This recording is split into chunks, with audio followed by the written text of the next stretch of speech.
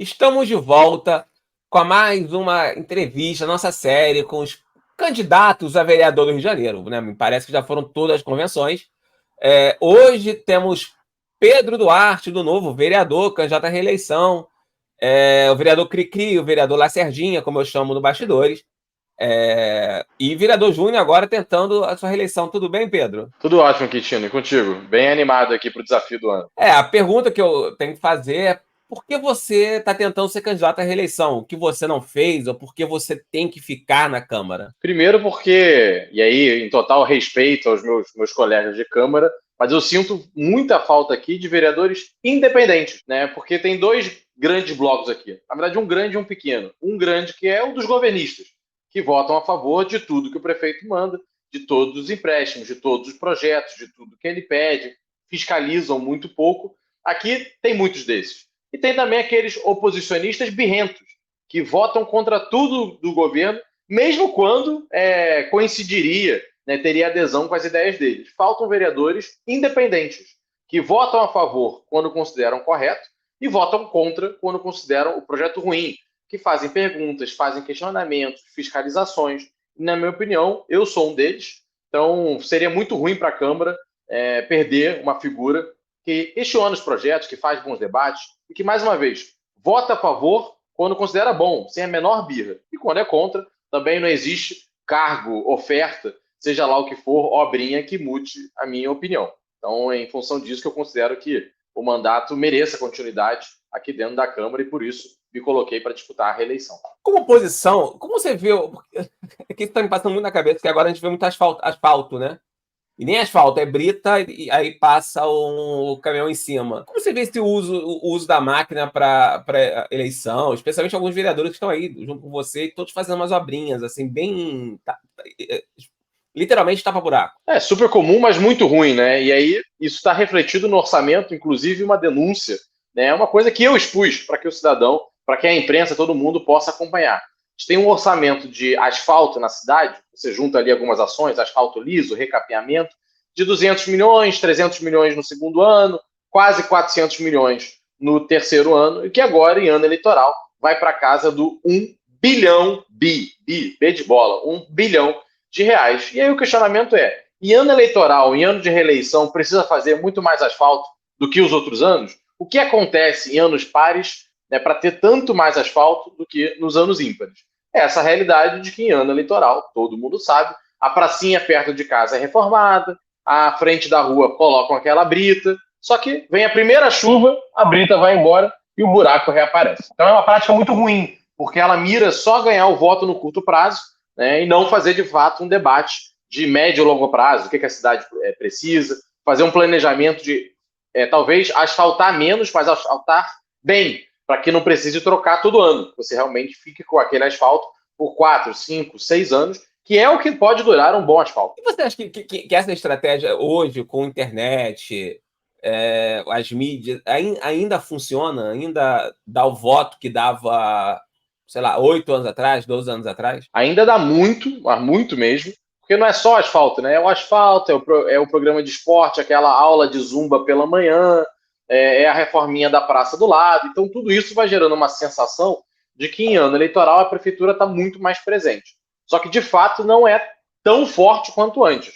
A gente vai lembrar, você acompanha a política há muito tempo, inclusive há mais tempo que eu, mas você pegar uma Câmara de 10 anos atrás, quantos vereadores eram independentes ou de oposição? De 51, eu ouço falar que tinham placares aqui de 47-2, 48-3, né, tirando os ausentes, placares que hoje em dia não se repetem mais.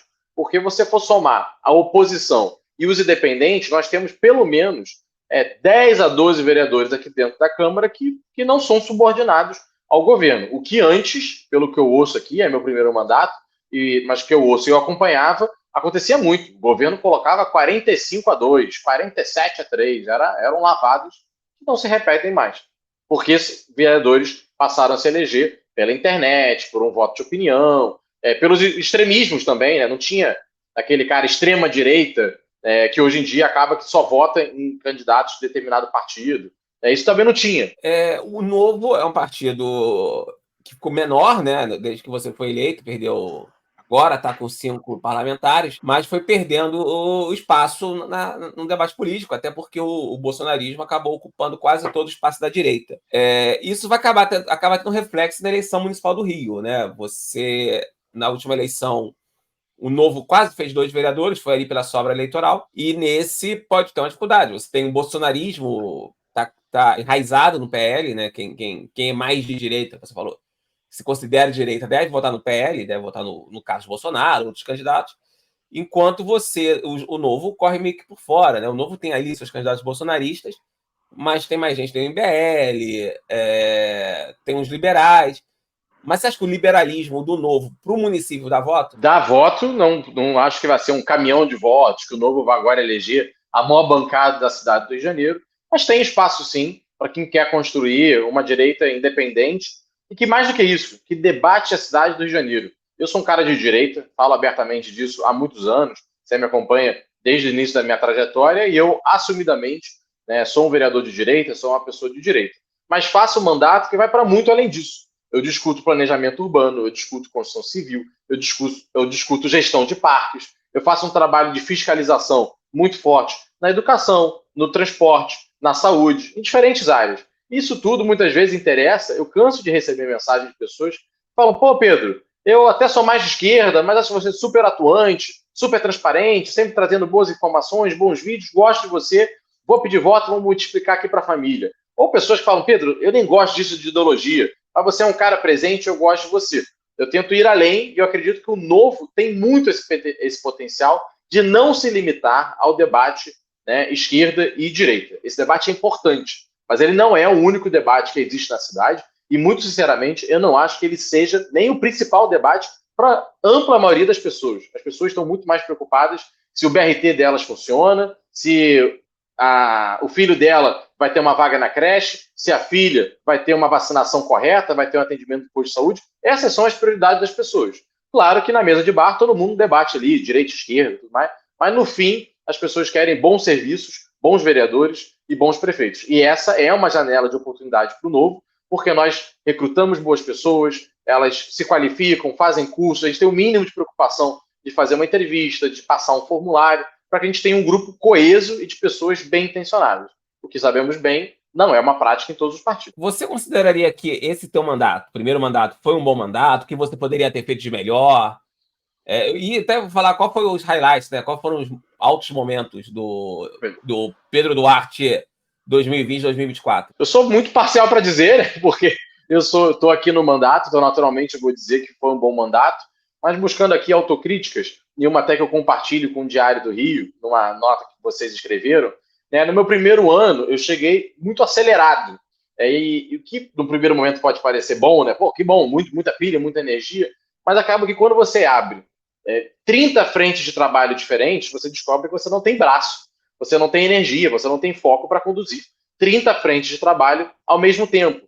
Você também não pode comprar briga com todo mundo ao mesmo tempo, porque senão nada seu anda, nada seu aprovado, né, nada seu vai adiante. Eu não vou comemorar, como muitas pessoas fazem, de eu apresentei 50 projetos.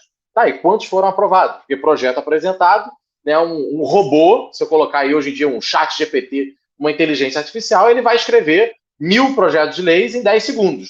Beleza, e quantos foram aprovados? Quantos deram resultado de fato para as pessoas? Então, primeiro ano ali, muito isso querendo comprar todas as brigas ao mesmo tempo. Depois eu acalmei e recebi esse feedback de muitas pessoas, até de setores da iniciativa privada, que acompanham muito aqui, né, a Câmara, de olha, Pedro, pô, você ficou mais assertivo, escolheu as brigas certas, ganhou as brigas certas, porque você conseguiu dedicar mais foco e energia. Então, até um outro saldo positivo que eu vejo, né, para um eventual segundo mandato é já ter essa sabedoria acumulada, já saber os caminhos, né, corretos, escolher melhor as minhas brigas.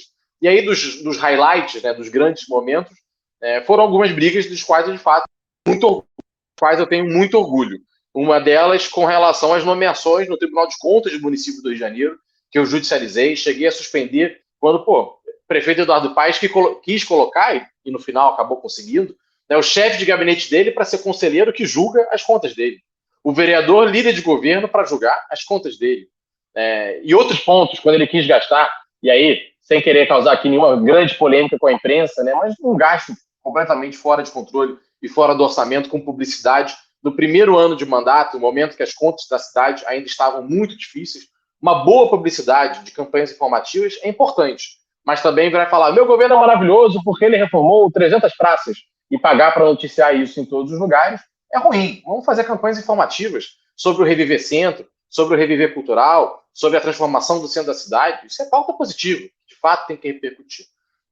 E por fim, a época lá que ele quis criar um delivery, imagina um iFood estatal da prefeitura, eu também judicializei, venci essa e ganhamos até a terceira instância, porque tem que ter alguém colocando limites no prefeito da cidade. Esse é o papel. Quando lá atrás dividiram em 3 poderes, executivo, legislativo, judiciário, era para que um colocasse limite no outro. E o prefeito tem seus acertos, mas também tem seus erros, precisa ser fiscalizado, precisa ser cobrado. E aí foi, na minha opinião, meu grande acerto no mandato. Falando em momentos de que o Eduardo acerta, né, prefeito, você acabou sendo vocalizador na verdade, você quase situação em 3 temas importantes. O Reviver Centro, gente, esse é o nome do plano urbano. Plano diretor. Plano diretor e também das concessões. O plano diretor, vamos começar por ele. Você acha que ele saiu bem? Poderia ter melhorado? Porque ainda tem muita crítica. Tanto do setor imobiliário quanto... Ninguém vai ficar nunca feliz com o plano diretor. Mas do setor mais popular, reclamando que o plano diretor não está de acordo. Poderia ser mais modernizado, poderia estar melhor. Vamos lá. Por parte, né? O plano diretor poderia sim ter sido muito melhor, mas faz parte do meu aprendizado aqui como vereador, de que muitas vezes o melhor é aquilo que dá para aprovar. Até porque as pessoas têm diferentes opiniões. Talvez aquilo que eu considero ideal, algumas pessoas diriam por aí que é a destruição, que é o capitalismo fora de controle, que é uma selvageria urbana, porque eu acredito em desenvolvimento urbano, né? Legislações mais flexíveis e mais generosas que atraem investimentos, porque é uma lei da oferta e da procura. Assim como o supermercado, o mercado imobiliário não é muito diferente. Se você quer aluguéis mais baratos, tem que produzir mais unidades, né, mais apartamentos, para ter mais gente querendo, ofertando aluguel, para que o preço do aluguel caia. Não tem muito mistério com relação a isso. Se a cidade produz pouco apartamento, o apartamento vai ficar caro. E para poder ficar barato, vai ter que produzir muito apartamento. Isso significa prédios maiores, mais altos, em localizações desejadas pela população. Então, o plano diretor, o aprovado é melhor do que o que chegou. Então, a Câmara melhorou o plano diretor frente ao que chegou e é muito melhor do que a legislação passada. Mas muito melhor. Lembrando que a legislação que funcionava na cidade do Rio de Janeiro era, Quintino, da década de 70. E eram várias legislações. Nós juntamos 60 legislações em uma, juntando coisa da década de 70, da década de 80, da década de 90, anos 2000 e até alguns decretos antigos, por exemplo, da década de 50. Uma loucura. O arquiteto, para fazer o planejamento de um prédio ou de um loteamento, ele tinha que olhar, às vezes, 9 legislações ao mesmo tempo. Agora ele olha uma. Isso é um ganho de simplificação muito grande para a cidade. E eu tenho muito orgulho de, sim, ter sido um grande defensor dessa pauta, que às vezes parecia que eu era governista, falando, não, eu só concordo com boa parte do que está colocado aqui. E o Reviver Centro e as concessões foi o mesmo debate. Eu sou muito a favor de adensamento urbano, das pessoas poderem morar perto de onde elas trabalham, e para isso a construção civil, a atividade imobiliária, tem que poder construir perto da região que já existe, o centro da cidade, a zona norte mais próxima, Grande Tijuca, Bom Sucesso, Olaria, Penha, e também a zona sul, onde a gente tem metrô. E aí eu fui um grande defensor, mais uma vez, algumas pessoas associaram, o Pedro é governista. Eu cheguei a falar, salvo engano, na RJTV, eu que dei entrevista e não líder de governo sobre o Reviver Centro. Mas foi porque eu acreditava e acredito no projeto. E concessões, eu até estava numa assinatura, o prefeito, ele assinou a concessão do Parque da Catacumba, na Lagoa. E eu estava presente. E aí ele brincou. Olha só que curioso, o Pedro Duarte aqui da oposição está presente. Eu falei, prefeito, numa concessão de parque, não é curioso alguém do Novo, Pedro Duarte, está presente. Curioso é a secretária do PT estar presente. O PT defendendo concessão de parques, que é estranho. O Novo, eu estou em casa. Essa pauta é 100% minha. Assim como eu fui na assinatura do Mercadinho São José.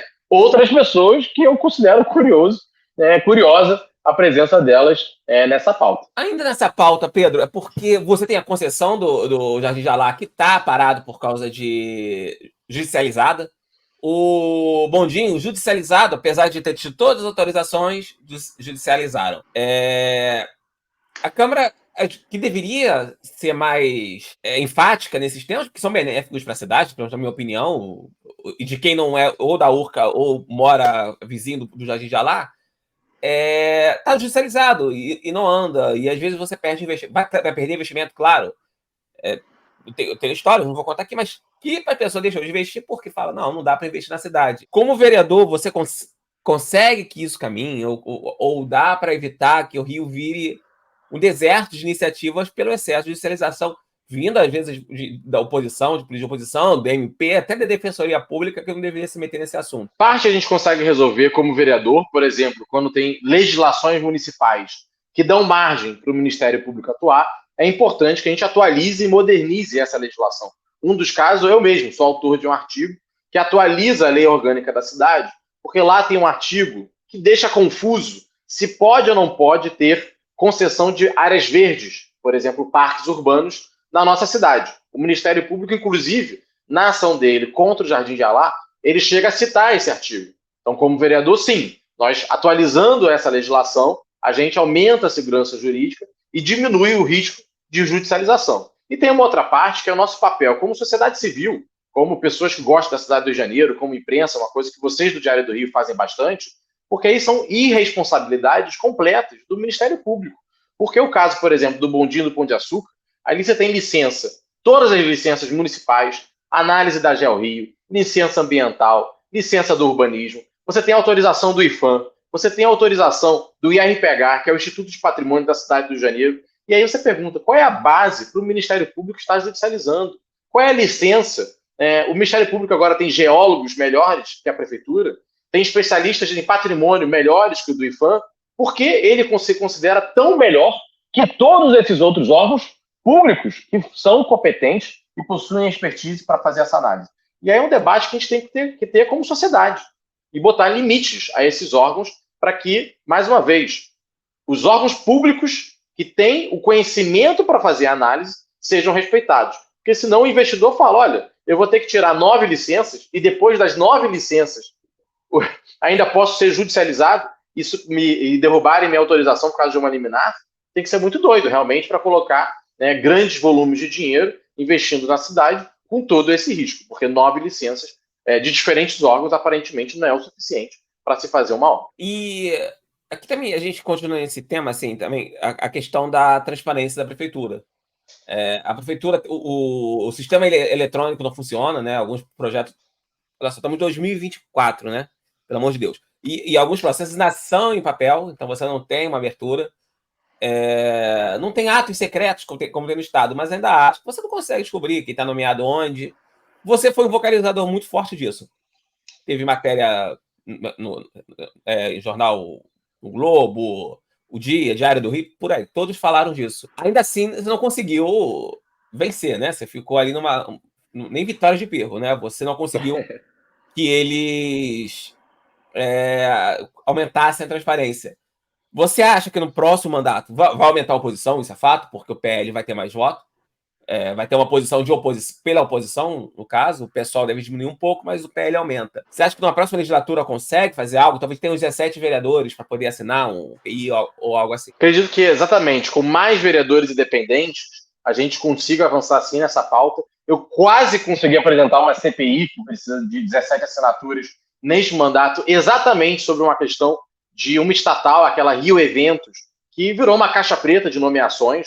Isso amplamente noticiado à época. Eu fui no órgão, o órgão cabia 12 pessoas trabalhando e tinha mais de 200 nomeados. Lembrando que a Rio Eventos ela é antiga. Rio Centro é uma estatal que deveria gerir o Rio Centro, que é gerido por uma empresa francesa já há quase 15 anos. Então é uma estatal que deveria ter sido liquidada, não deveria existir. Virou cabide de emprego. Eu fiz uma denúncia séria e grande com relação a isso, que o próprio prefeito acabou reconhecendo que tinha erros ali e disse que ia sanear, que ia divulgar onde todo mundo trabalhava. Então, e eu tentei abrir uma CPI com relação a isso, tive, Quintino, 16 assinaturas. Faltou umazinha para a gente conseguir abrir. Teria sido a única CPI, inclusive, de toda essa legislatura, porque na época o caso teve bastante repercussão.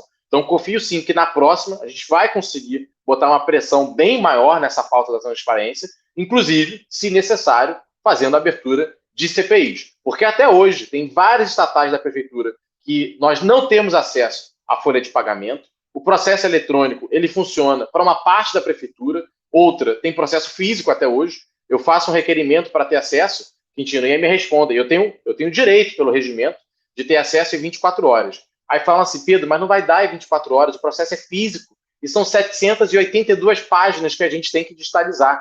E aí vem uma digitalização tosca, erram página, repetem página, vem virado do avesso, aquele trabalho corrido e muitas vezes propositadamente escondendo uma página ou outra, mas é inacreditável que em 2024 a gente ainda tenha processos físicos. E não estou falando de processos antigos, estou falando de processos de 2024, que é aberto, inaugurado em 2024 como processo físico. E aí, pelo amor de Deus, a gente não tem como dizer que tem investimento em tecnologia, que é uma cidade do século XXI, que até hoje usa papel, e aí chega aqui, na porta do gabinete, um carrinho com uma pessoa trazendo pastas de documento. Pelo amor de Deus, eu me sinto que eu estou num filme da década de 70, da década de 80, num episódio de The Office, alguma coisa do gênero. Porra. Mas nesses 4 anos, você chegou a ver alguma melhora da prefeitura na questão de transparência ou foram 3 anos e meio, né? Tá acabando o mandato. Você viu alguma melhora ou eles mantiveram a mesma postura durante todos esses anos? Tivemos vitórias pontuais que, sinceramente, tem que batalhar muito para manter, porque a gente ganha e depois perde. Então, dá aqui alguns exemplos. Quando eu fui eleito, a prefeitura ela não disponibilizava um arquivo com a remuneração, com o salário de todos os servidores. Eu tinha que saber o nome da pessoa, colocar no sistema da prefeitura e aí me dava a remuneração. Só que isso não me permite fazer análise, por exemplo, quais são os 100 maiores salários da Secretaria de Educação? Quais são os 20 maiores salários da estatal Rio Urbe? Quem é que ganha acima do teto? Para isso, eu preciso ter um arquivo que tenha o salário de todo mundo.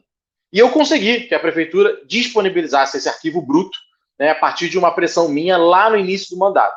Então, esse, por exemplo, foi um avanço. Mas até hoje, nós temos estatais que é uma caixa preta total, a remuneração não aparece. Então, nessa, de fato, não conseguimos vitórias nenhumas. Então, foram vitórias pontuais. Ali a gente conseguia acesso a um documento, aqui a gente melhorava um painel, os contratos a gente disponibilizava. E dentro do meu site, eu criei uma aba, porque eu montei painéis em que várias informações que dentro da prefeitura são muito confusas, eu deixei mastigadinho. Então, por exemplo, esse de remuneração dos servidores.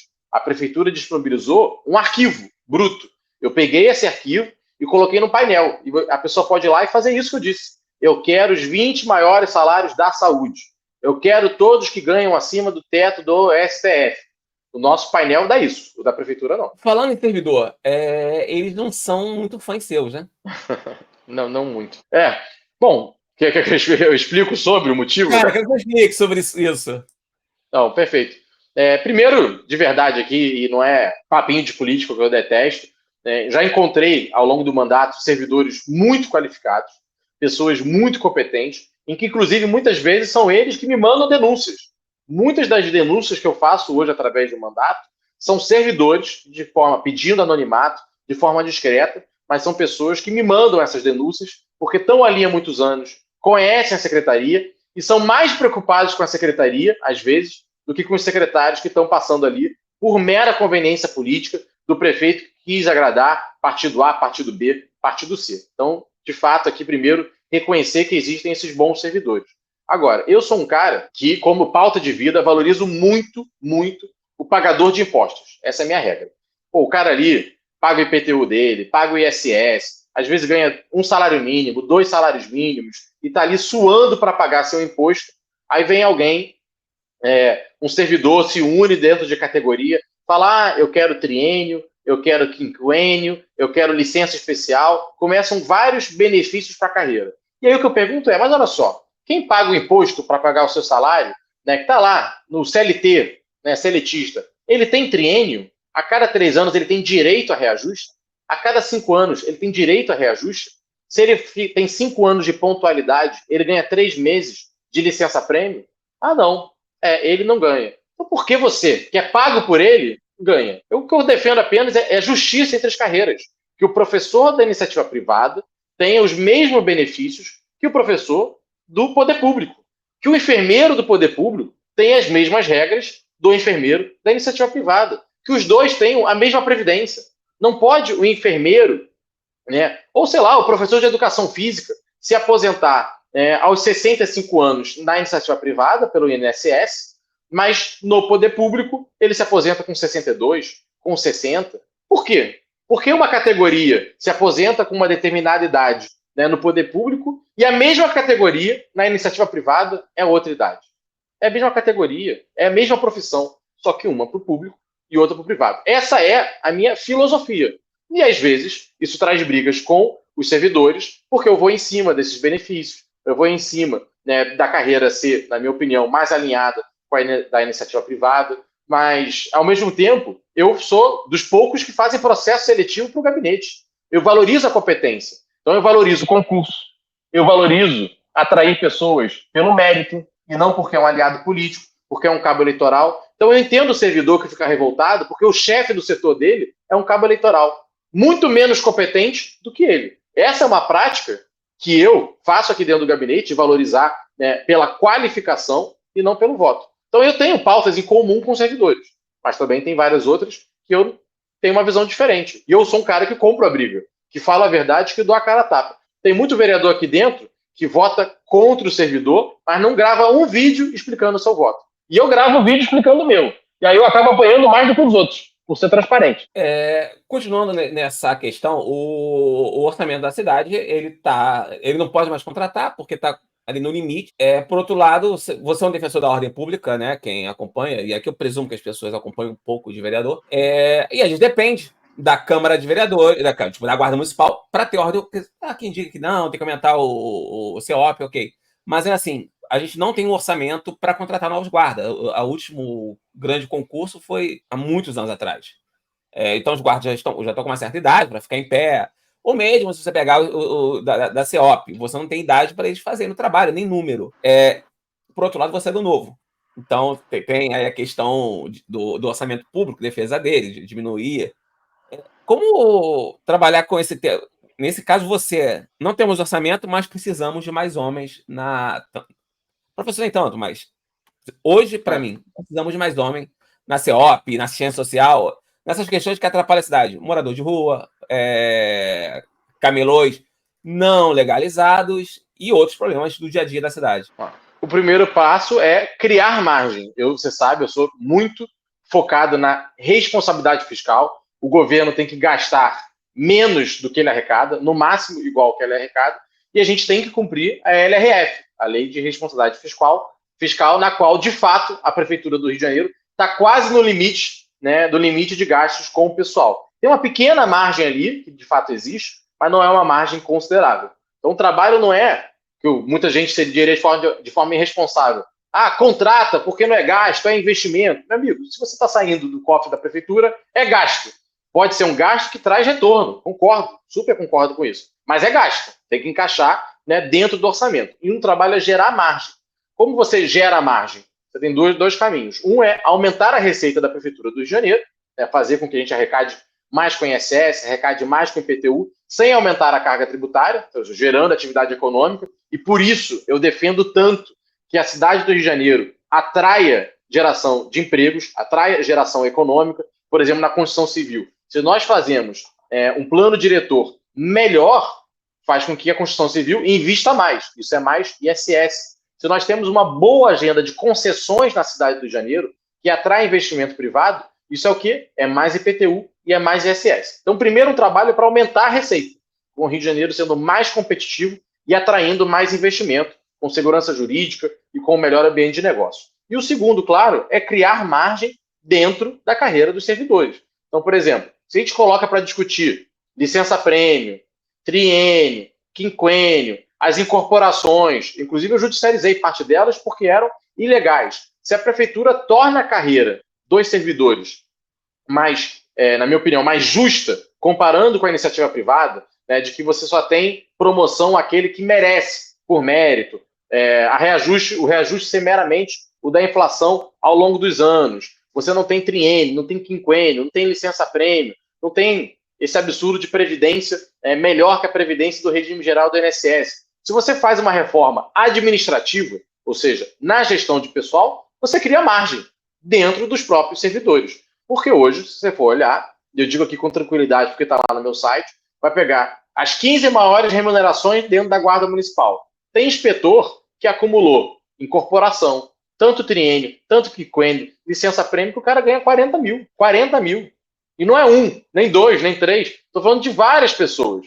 E aí você cria, você achata, você aperta, porque o dinheiro é um só. Se tem poucas pessoas ganhando muito, você acaba que muitas pessoas vão ter que ganhar pouco. Então eu defendo uma carreira mais justa, em que a base ganhe mais e a gente não chegue nesses salários absurdos, nesses hiper salários, frutos de distorções da carreira. Então, resumido, que eu tentei aqui explicar mais, é reforma administrativa para gerar espaço e sim fazer a contratação de guardas municipais jovens, porque hoje a guarda precisa sim ser renovada, é uma guarda que está ficando velha, ir para a rua, como, por exemplo, muitos marginais que correm muito rápido, porque são muito novos, muitas das vezes, estão no auge da sua forma atlética.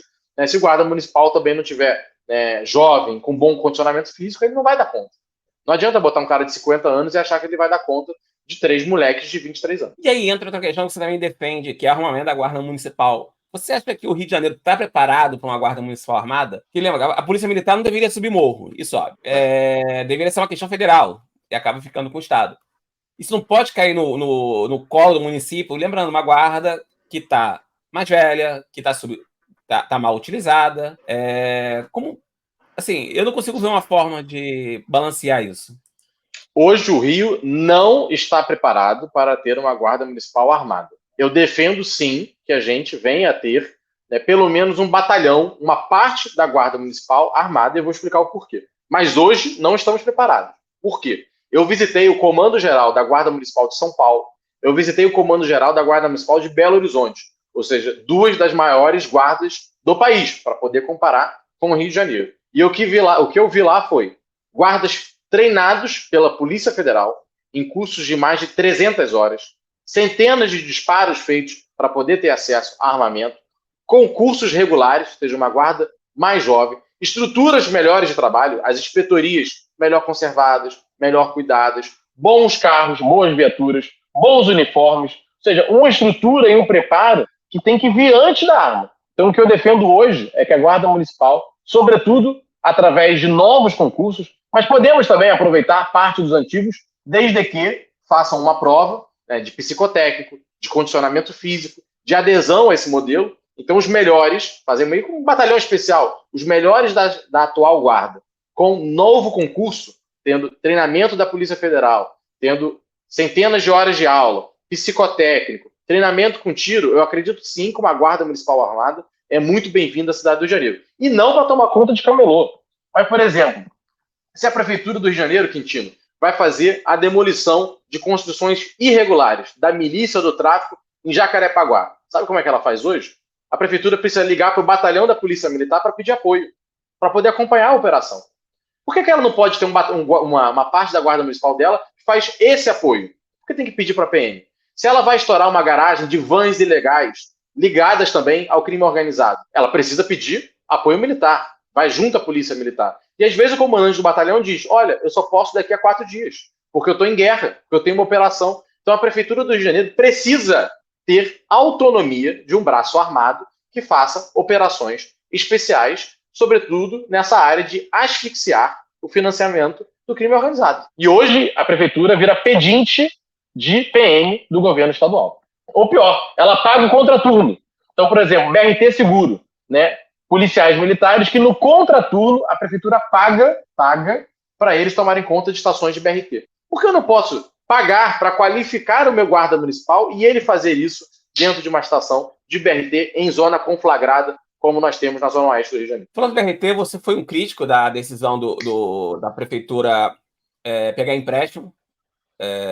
Nem me lembro com quem foi o empréstimo, mas você foi um crítico desse empréstimo, e esse empréstimo seria para melhorar o BRT, melhorar o transporte público, e acabou melhorando. Apesar de eu achar que não precisa, se tivesse sido bem feito na primeira gestão, não teria necessidade de melhorar o que que está aí. E tudo indica que a prefeitura vai continuar pegando empréstimos nas próximas gestões.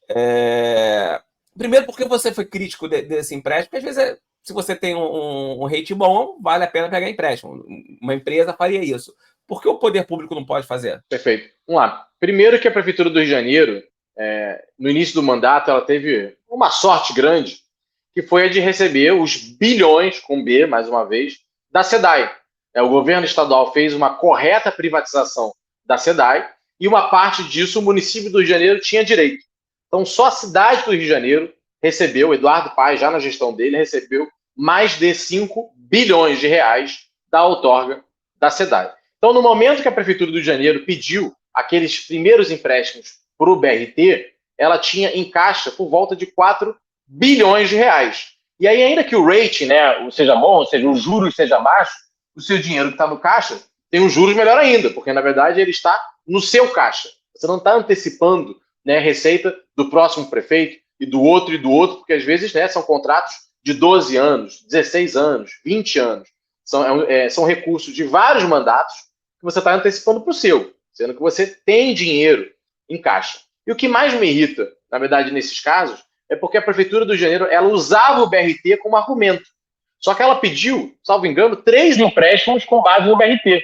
E depois a gente acompanhou. Teve empréstimo que ele disse que era para o BRT e depois foi para asfalto. E não foi asfalto do BRT, não. Asfalto comum. Porque a partir do momento que você autoriza o empréstimo, nada garante que aquele empréstimo vai para o que ele está dizendo que vai. Depois a prefeitura, ela remaneja. Inclusive, eu tive vereadores aqui que falaram, pô, se eu soubesse disso, eu tinha votado contra, ele me prometeu que era para o BRT. Amigo, você está, essa altura do campeonato, acreditando que 3 empréstimos, os 3 vão ser para a BRT? Um pode ter sido, eu acredito que foi. Um deles foi, né, que foi o do Banco Interamericano, o BID, até porque o BID fiscaliza.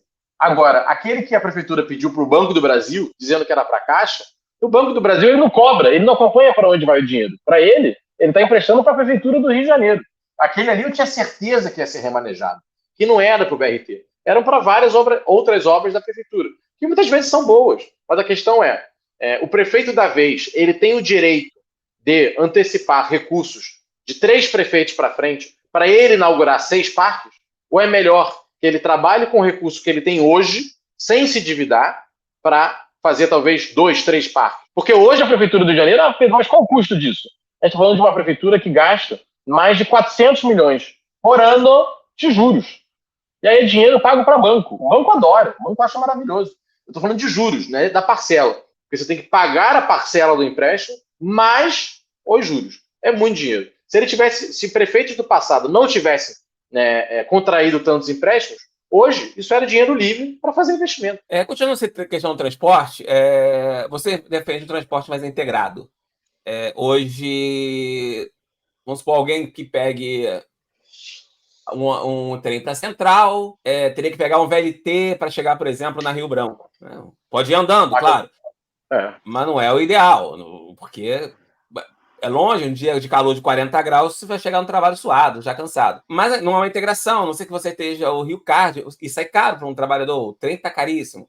O ônibus também tem um valor alto. Se você juntar uma integração para todo mundo pagar cada parte, não dá. Ainda assim, acaba sendo necessário um pouco que o Estado de município, né, o Estado com E maiúsculo, ele tenha que subsidiar para poder ter uma integração justa. Metrô, VLT, ônibus.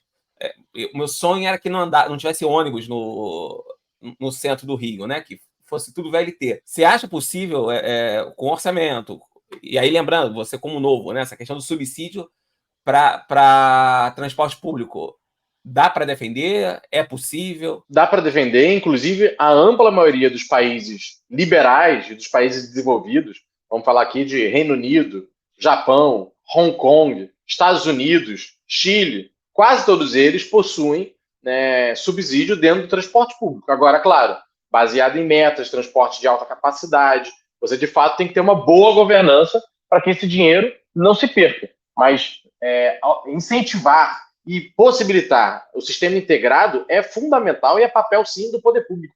Mais uma vez, já visitei várias cidades pelo mundo, muitas das vezes a trabalho. Mês passado mesmo fui a Medellín, na Colômbia, e lá, com uma tarifa, Medellín, Colômbia. Não estou falando de Tóquio, não estou falando de Paris, não estou falando de Londres, estou falando de Medellín, na Colômbia. Né? Um país com a mesma renda média que a gente, na verdade, até no geral, um país um pouco mais pobre que o Brasil. Vamos lá. Lá com uma tarifa, que é por volta, até muito parecida com a nossa, por volta de 4,30 fazendo o câmbio, você consegue pegar o teleférico, o metrô e um ônibus. O mesmo cartão, integrando tudo. E aqui no Rio de Janeiro fica nesse papo de o governo do estado ele tem o metrô e o trem, a prefeitura tem ônibus, VLT e BRT. E aí o cidadão não consegue integrar, sendo que, gente, pelo amor de Deus, para o carioca, para a pessoa que está trabalhando, pouco importa se é governo do estado, se é prefeitura do Rio de Janeiro, ela só sabe que ela paga muito imposto. E que quando ela vai fazer uma conexão muito óbvia, que é ela pegar o ônibus para chegar no metrô, ela é obrigada a pagar duas tarifas diferentes. E aí eu vou trazer um exemplo muito claro disso aqui, Quintino, e de como isso é ruim para a cidade. Sabe qual é a estação de metrô menos utilizada de toda a rede na cidade do Rio de Janeiro? A estação Rocinha, que curiosamente é uma estação de baixo de um colosso, né, da maior favela do Rio de Janeiro, de dezenas de milhares, centenas de milhares de pessoas que estão ali em cima, mas que fazem muito pouco uso do metrô. Por quê?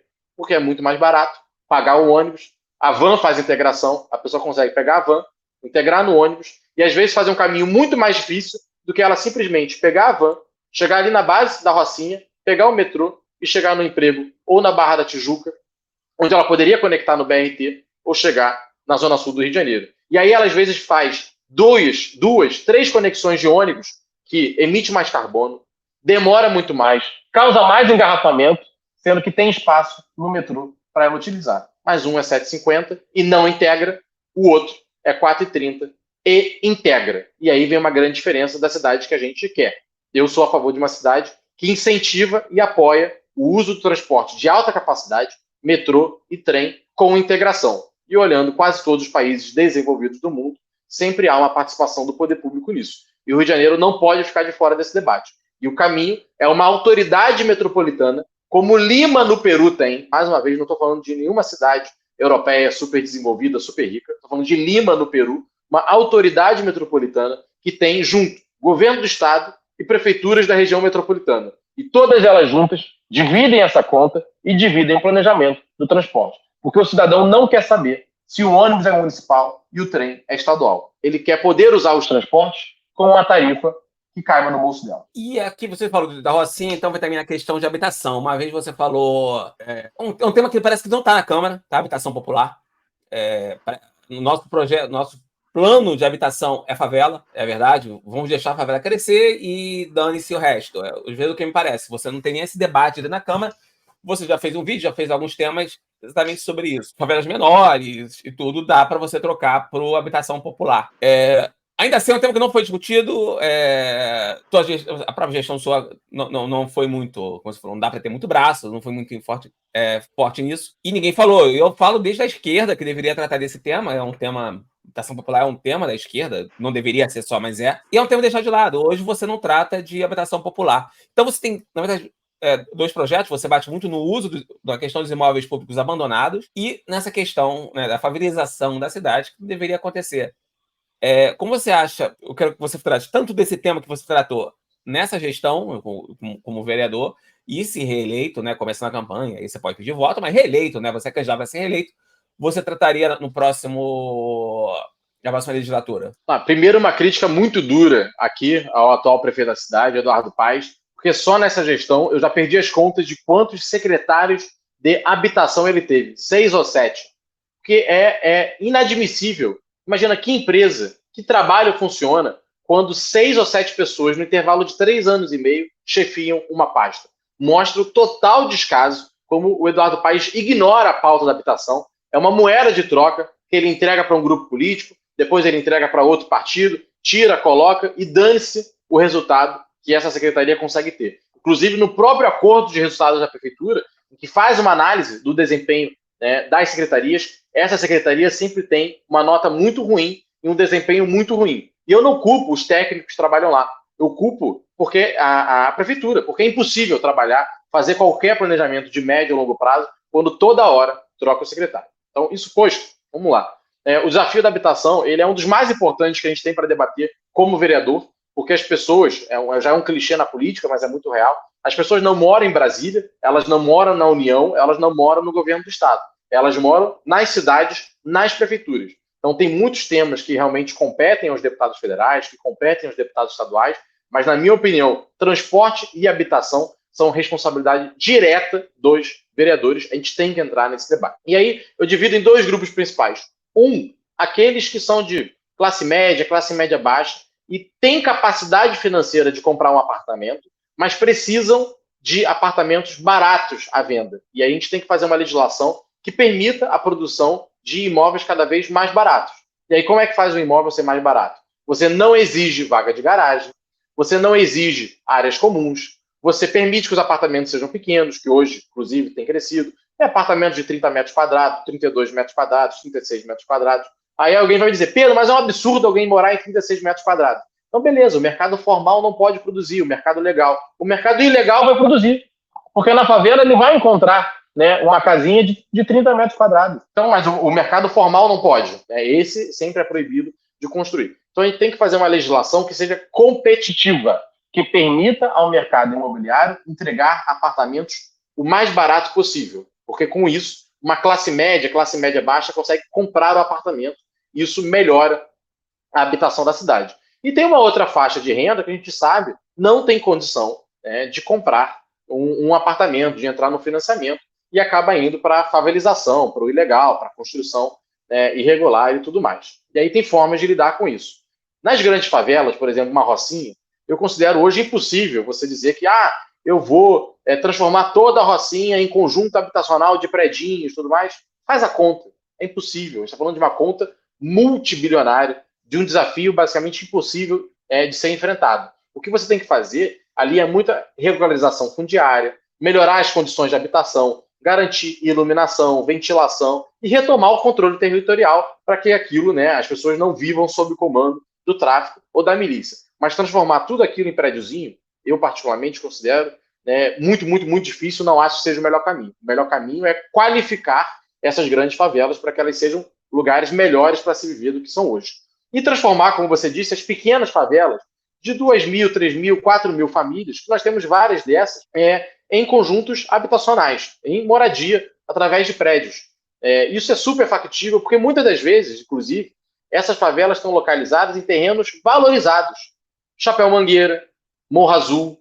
Ou seja, se você retoma parte desse terreno, constrói em prédio, fala, olha, todo mundo aqui, eu vou pagar para vocês um aluguel durante o tempo, vou pegar esse território de vocês, esse terreno, eu vou construir um prédio, e vocês vão morar aqui. Eu não vou remanejar ninguém para longe, eu não vou mandar ninguém para longe, vocês vão morar aqui, só que em prédios. E aí você junta uma área enorme, vira uma área menor com prédios. E aí você ganha terreno. Nesse novo terreno que você ganha, você constrói novos prédios. E assim você vai urbanizando aquela pequena favela. Isso já aconteceu em vários países do mundo em desenvolvimento. O nome em inglês é Land Readjustments, e a livre tradução aí seria reajuste de terreno, que você vai reajustando o terreno das pessoas em apartamentos. Com isso, você urbaniza, essas pessoas ganham qualidade de vida e a prefeitura acaba pagando isso com os terrenos que ela vai ganhar, que depois ela consegue vender para a própria construção civil, desenvolver seus prédios, fazer construção. A gente falou favela, acabou entrando outro tema aqui.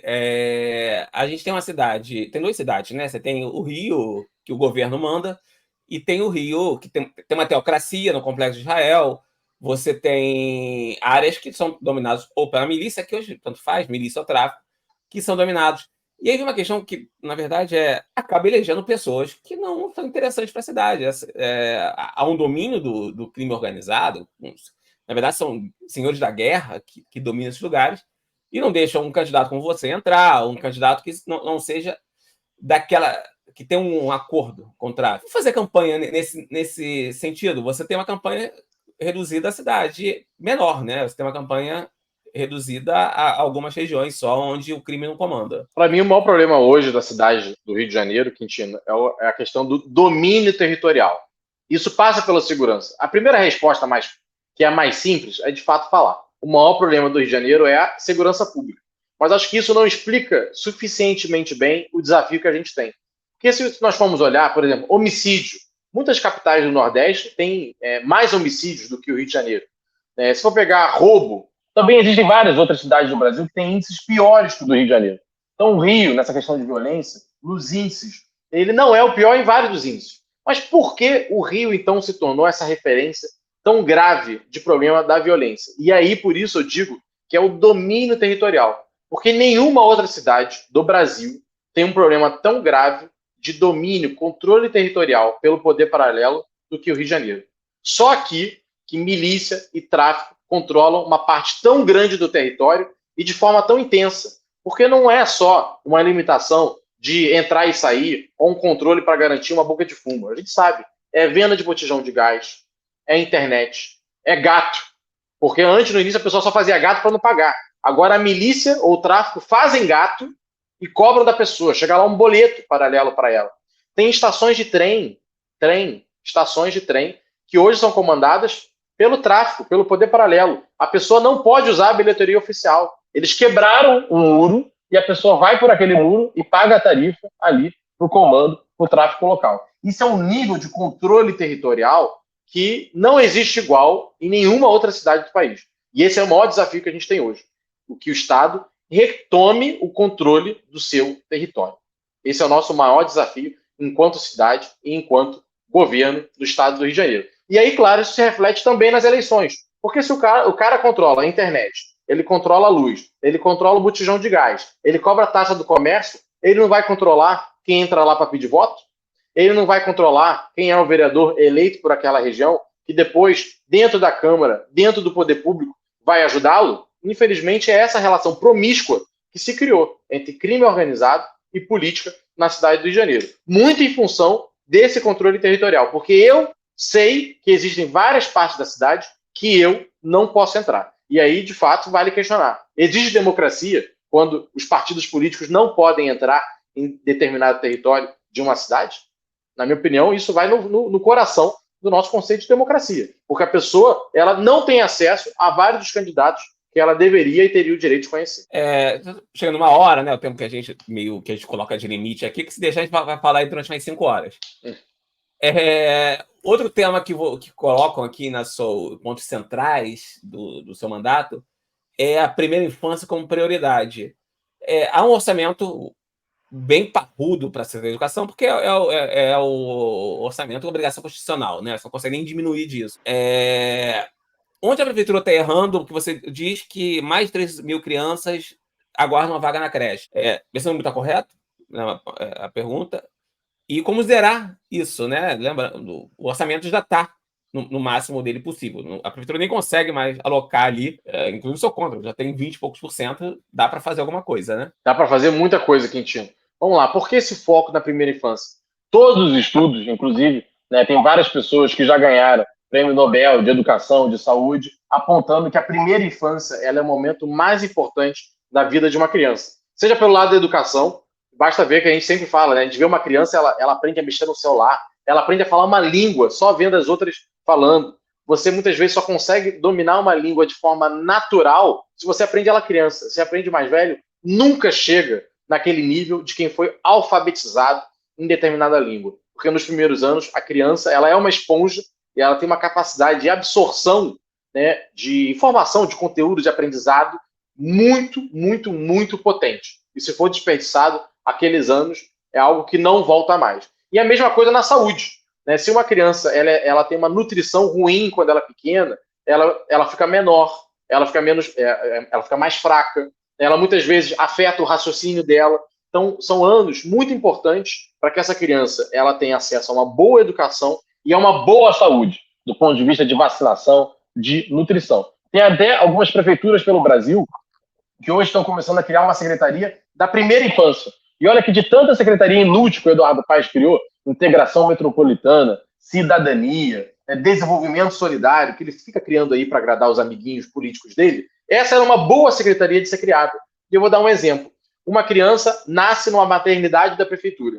Não há hoje um registro, né, de onde ela vai morar e de que daqui a 6 meses aquela mãe pode precisar de uma creche. Porque é uma questão de tempo, né, Quintino? Se uma criança nasceu hoje, daqui a 6 meses, 8 meses, muito provavelmente aquela mãe vai começar a procurar uma creche. Então a prefeitura poderia já se antecipar. Algo que na iniciativa privada é super comum, né? Você compra um sapato, ele descobre que você tem uma mãe, faltando 10 dias para o Dia das Mães, eles te mandam um SMS. E aí, fulano, não comprou ainda o sapato para sua mãe, né? Vem aqui na loja, tem 15% de desconto. Imagina a prefeitura acompanhando, ligando para uma mãe, 8 meses depois, 6 meses depois, né, do nascimento, que nasceu numa maternidade da prefeitura. Fulana, Ana Maria, pegar aqui o nome da minha mãe. Ana Maria, seu filho nasceu, né, 8 meses atrás, ele já tem uma creche, você vai continuar a educação dele dentro de casa, ele está vacinando, está tendo acesso, né, a uma boa nutrição, está no cartão carioquinha, vamos falar sobre política pública. Mas não, nasceu e deixa para lá, não tem um acompanhamento. O que um trabalho integrado, maternidade, pós-natal e educação deveria fazer. E por isso, eu falo tanto dessa questão da primeira infância, porque isso é fundamental para que o cidadão ele se desenvolva da melhor forma possível, do ponto de vista da educação, da cabeça e também do corpo. E aí vem milhares de vagas em creche que até hoje não existem, são milhares de famílias que gostariam de colocar seus filhos na creche e não conseguem. São vários os problemas, mas eu acredito que essa visão de primeira infância integrada entre saúde e educação faria um bem danado para a nossa cidade. Eu acho que para concluir, é impossível não fazer essa pergunta. Você está com seus sapatênis aí atrás. Você foi muito sacaneado, né? O vereador do sapatênis, o novo é o partido do sapatênis. Pergunta é o partido do sapatênis? Continua o partido do sapatênis? E o que é o partido do sapatênis? Eu faço essa brincadeira do sapatênis porque eu gosto de encarnar a zoação. Eu tenho um péssimo gosto para moda, então eu gosto de sapatênis, que sabemos, né, de fato é um modelo horroroso, salvo engano o próprio Quintino detesta sapatênis, e eu gosto. Só que é uma crítica muito boba, porque é tentar rotular as pessoas dizendo o novo é do sapatênis porque é da elite, é ali da Faria Lima, do Leblon, do mercado financeiro. E eu sempre gosto de lembrar da história da família. Eu sou Quintino Neto, né, de uma mistura de portugueses que vieram para cá na década de 50 sem nada. Minha avó, vó Adília, entrou no Brasil com o dedão porque era analfabeta. Né, e ela veio no convés do navio com meu tio Abel, que tinha 1 ano de idade. E meu avô Manuel abriu uma padaria em Caxias. E por parte de mãe, são retirantes nordestinos. Minha mãe nasceu em Belém, mas não Belém do Pará, Belém da Paraíba, e veio para a favela do Maré, da Maré, ainda nos idos da década de 60. Depois se mudou para Caxias, que é onde meus pais se conhecem. Né? Meu pai e minha mãe se conhecem em Caxias. Eu chego a nascer em Caxias, mas depois sou criado na Ilha do Governador. E graças a Deus, e muito esforço dos meus pais, meu pai abriu, junto com seus irmãos, uma loja de flores no Cadeg, né? Uma loja que já existe há 40 anos. Fica aqui o jabá, para quem quiser ir lá conhecer, Crisântemo Real Flores, melhores orquídeas da cidade do Rio de Janeiro. E com isso, eu, meu irmão, meus primos tivemos acesso a uma boa educação. Eu hoje, graças a Deus, né, e o esforço deles, falo inglês, falo espanhol, estudei numa boa faculdade, só que eu vi a força, né, que o comércio, que a liberdade para empreender, para trabalhar, para gerar emprego, gerar renda, pode mudar na vida das pessoas. E por isso eu sou um liberal, porque eu acredito que sem pessoas investindo, sem iniciativa privada, sem geração de emprego, não tem país que se desenvolva. E aí algumas pessoas vêm dizer, é o partido da elite, é o partido da bobajada sem tamanho. Basta ver a história da minha família. O que eu acredito é que com a liberdade para as pessoas trabalharem e investirem, empreenderem, um país se desenvolve. É nisso que eu acredito. Pedro, eu quero agradecer a sua entrevista, ter dedicado seu tempo aqui para o Diário do Rio, né? Lembrando que o Diário do Rio está fazendo uma série de entrevistas com os candidatos a vereador do Rio de Janeiro, já não podem fazer campanha, a lei eleitoral é meio maluca. A gente está fazendo uma série tentando pegar candidatos de vários partidos, várias correntes ideológicas, a partir de uma pesquisa interna nossa, para poder ajudar o eleitor carioca a escolher melhor seu vereador, não ficar apenas aí esperar o último dia e escolher o santinho do chão, que eu sei que muita gente faz. E eu digo assim, se você não é do Novo, não concorda com o Pedro, mas tem alguém que você fala, olha, eu acho que essas propostas são parecidas com as suas, faz.